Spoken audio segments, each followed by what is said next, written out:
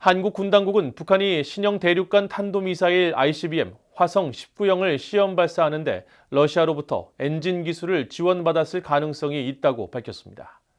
북한은 미국 본토를 겨냥해 탄두수를 크게 늘린 대형 고체연료 다탄두 ICBM 개발을 목표로 하고 있다는 분석도 나옵니다. 김영교 기자가 보도합니다.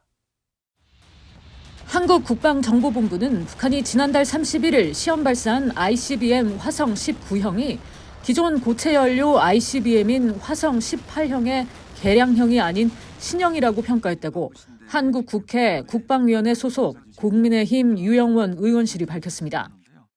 유영원 의원실에 따르면 국방정보본부는 미사일 동체 길이와 직경 증가, 최대 고도 증가 등을 고려할 때 화성 19형은 화성 18형과 다른 신형 ICBM으로 평가했으며 북한이 새로운 엔진 시험 없이 화성 19형을 발사했다고 밝혔습니다.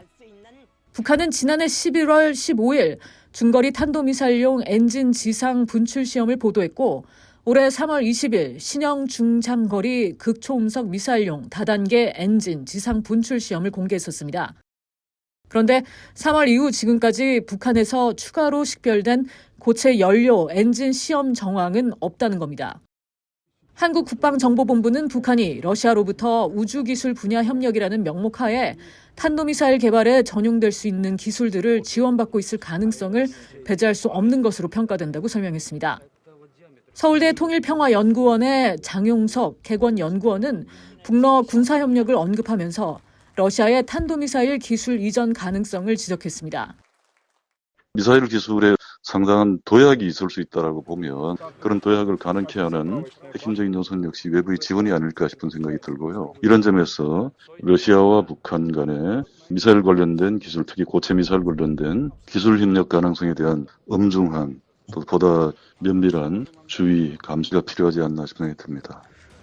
이와 함께 북한은 이미 다탄두 고체 연료 ICBM으로 추정되는 화성 18형이 있기 때문에 화성 19형 개발 추진은 북한의 고체 연료 ICBM 기술이 소형급에서 중형급으로 발전하고 있음을 시사한다는 분석도 나왔습니다.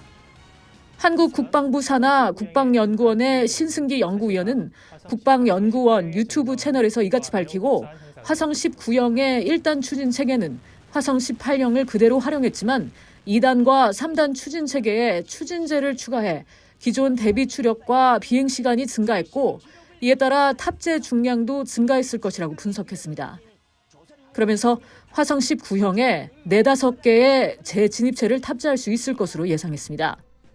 신 박사는 그러나 북한이 최종 완결판이라고 강조하지만 4-5개의 재진입체를 탑재한 중형급 ICBM만으로는 미국에 대한 전략적 억제력과 응징보복 역량을 확보하기는 제한적이라면서 추가적인 개발 가능성을 지적했습니다.